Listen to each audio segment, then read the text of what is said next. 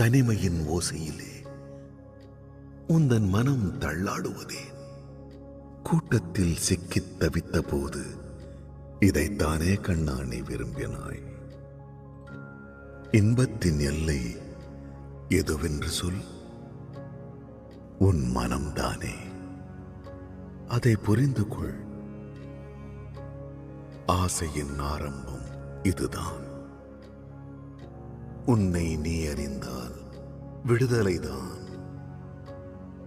பல வண்ணங்கள் பூத்து குலுங்கிடும் போதெல்லாம் நீ மகிழ்ந்திடு, புன்னகைத்திடு. ஆம், புன்னகைத்திடு. பயமேன், அச்சமேன், வேறுபாடும் பிரிவினையும் ஏன்? புன்னகைத்தால் போதும், புன்னகைத்தால் போதும். புன்னகை செய்.